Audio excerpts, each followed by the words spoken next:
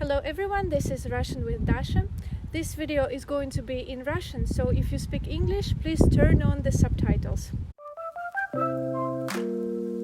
Сегодня у нас гость, да, это Артём из Russian Progress. Всем Артём, привет. Привет.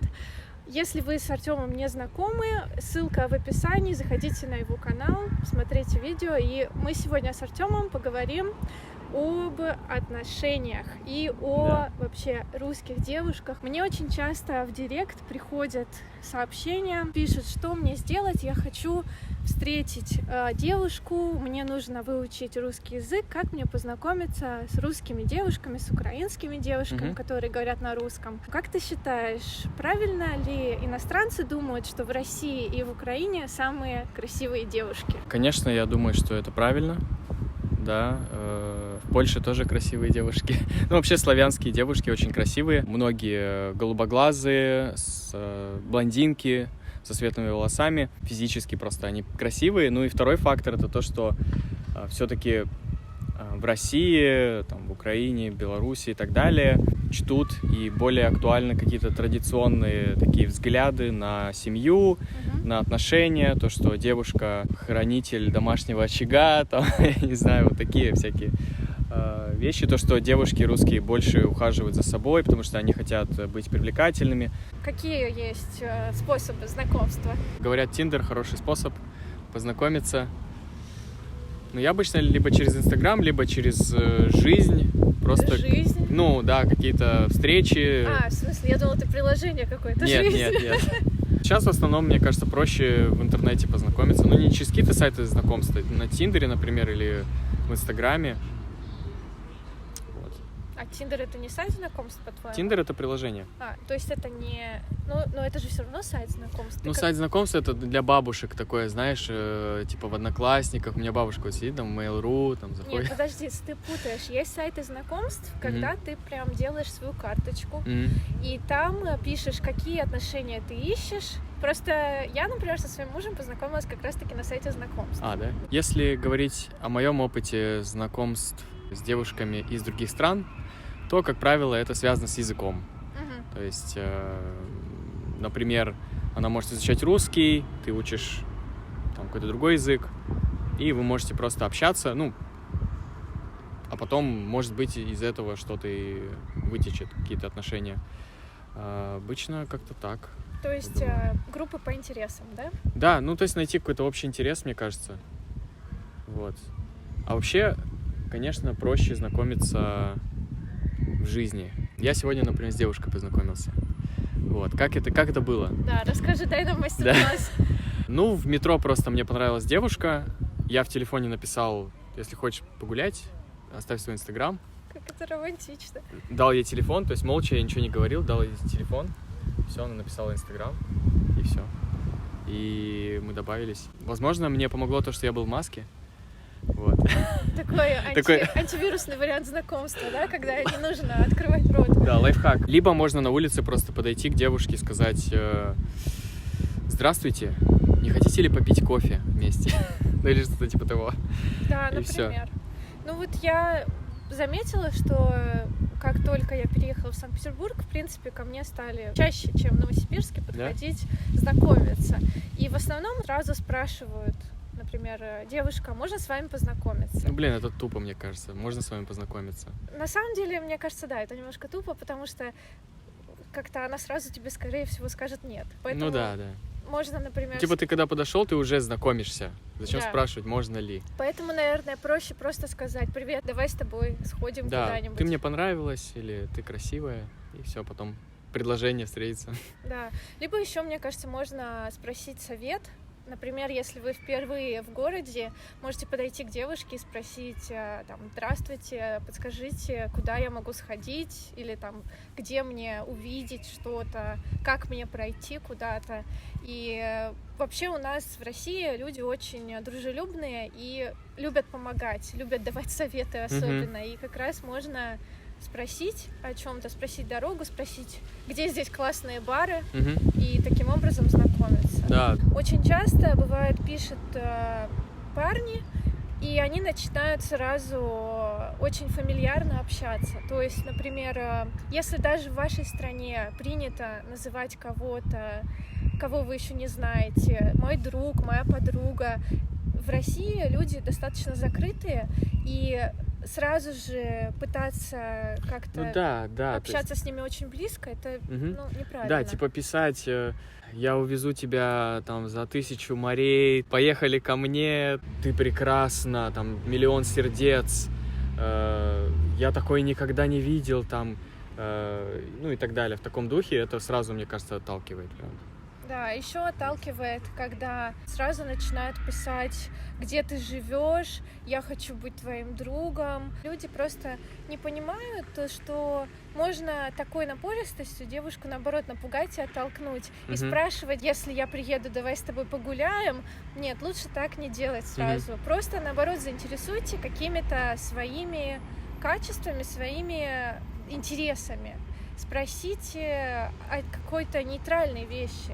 Не надо... Вот что нужно спрашивать? Спросить, например, если, допустим, я просто девушка, не преподаватель русского языка, и вы заходите в мой Инстаграм, можно, например, спросить, увидев фотографию какую-то, спросить, а где находится это место, а что можно еще там посмотреть, или спросить, а какие ты языки знаешь. Либо можно спросить, например, я никогда не пробовала русскую кухню и собираюсь в Россию, какое блюдо ты мне посоветуешь попробовать. То есть что-то нейтральное, такое безопасное. Не пытаться нарушить личные границы, это тоже очень важно. Да.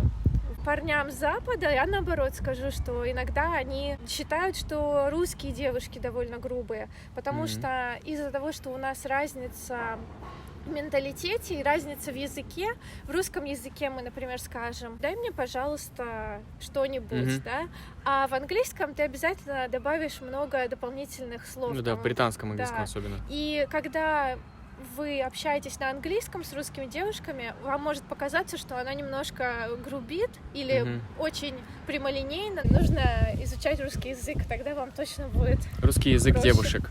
Русский язык девушек, да. Есть одна книжка, кстати, если вам интересно изучить русский язык девушек, ну и не только русский, Марка Мэнсона, не знаю, может, слышала, у него есть книга «Тонкое искусство пофигизма», и еще у него есть книга «Мужские правила». Вот. Ну и там в целом просто о том, как лучше общаться с девушками, чтобы, это было более, как сказать, чтобы не допускать каких-то там ошибок в общении. Скажи, пожалуйста, куда обычно парни ведут девушку на свидание в России? Как вообще проходит первое свидание обычно? У меня обычно это просто прогулка, это попить кофе.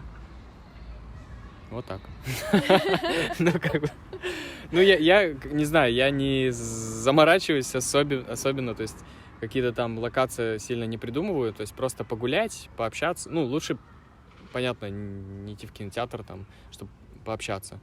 Поэтому погулять, если плохая погода, посидеть в кафе, попить кофе, все. Да. А ты зовешь девушку сразу домой в гости?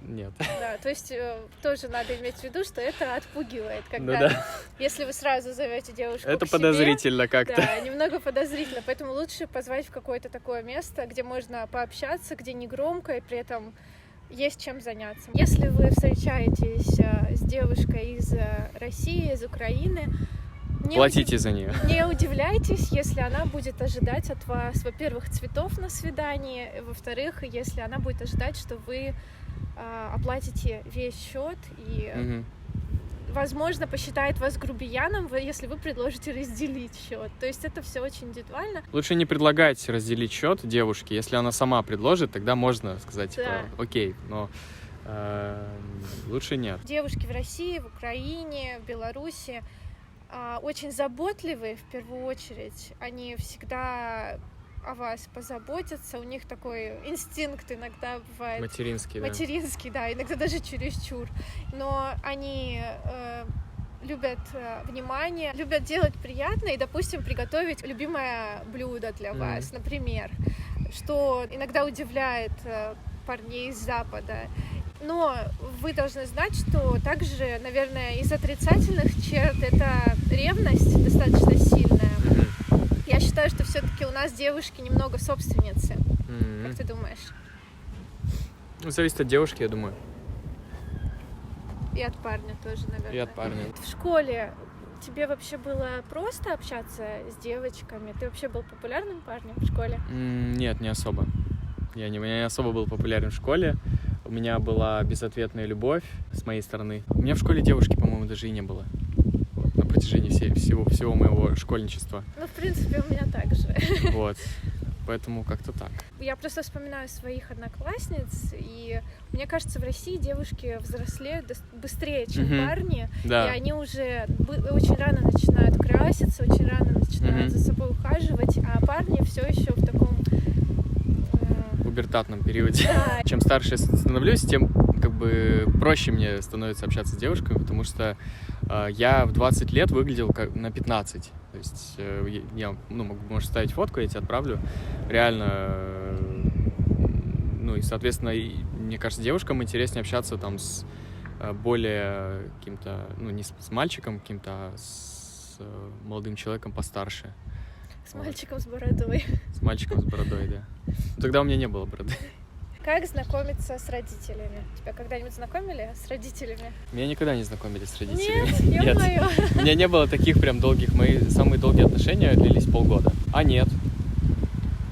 Было один раз. Знакомился я с родителями.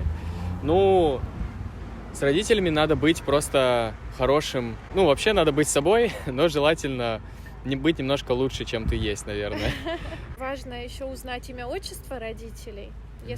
Потому что в России взрослых людей мы называем людей старше себя по имени-отчеству, и будет хорошо, если вы заранее, например, узнаете имя, отчество родителей и будете к ним обращаться именно так, а не просто там кстати, Андрей и там это Мария, обязательно, да. по имени-отчеству. По имени-отчеству. И, наверное, будет здорово, если вы придете в гости не с пустыми руками, а, например, можно какой-нибудь небольшой букетик принести или какой-то десерт. Это, в принципе, правило для... если вас зовут в гости в России, то желательно что-то взять. Да. Мы любим, когда что-то к чаю приносят. Да, мы зовем людей в гости, чтобы они что-то принесли, прежде всего. Но при этом мы сами очень много готовим, наготавливаем, чтобы гостям было приятно. Напоследок подумаем о каких-нибудь фразах, которые нужно знать иностранцу, чтобы познакомиться с девушкой, чтобы завоевать ее. Во-первых, мне кажется, стоит обращаться, наверное, на «вы», да, на улице.